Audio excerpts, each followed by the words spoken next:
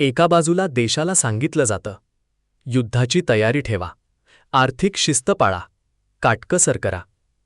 आणि दुसऱ्या बाजूला हजारो कोटी रुपये फक्त धार्मिक सोहळ्यावर खर्च केले जातात. जर परिस्थिती इतकी गंभीर असेल तर 35,000 कोटींचा कुंभमेळा कशासाठी? प्रश्न धर्माचा नाही, प्रश्न प्राधान्यक्रमाचा आहे. देशात लाखो तरुण बेरोजगार आहेत, शेतकरी कर्जात बुडालाय, सरकारी रुग्णालयात औषधं नाहीत, शाळांमध्ये शिक्षक नाहीत.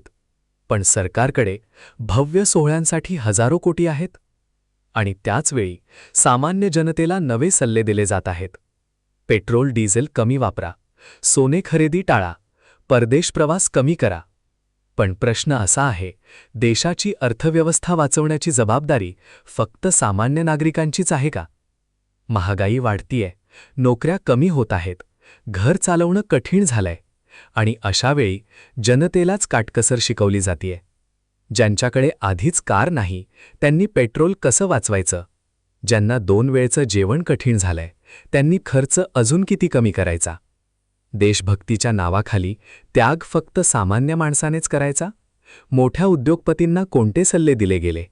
जर खरंच परिस्थिती एवढी गंभीर असेल तर हे पैसे सीमेवरच्या सैनिकांसाठी वापरायला नको होते का? नवीन हॉस्पिटल्ससाठी, शेतकऱ्यांसाठी, तरुणांच्या रोजगारासाठी. कारण देशभक्ती फक्त घोषणा देण्यात नसते, तर देशातील सामान्य माणसाचं आयुष्य सुधारण्यात असते.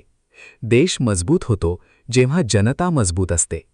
जनतेच्या पोटात भूक असेल तर मोठे मोठे सोहळे फक्त दिखावा वाटतात. आणि म्हणूनच आज प्रत्येक नागरिकाने प्रश्न विचारायला हवा, करदात्यांचा पैसा नेमका कुठे जातोय?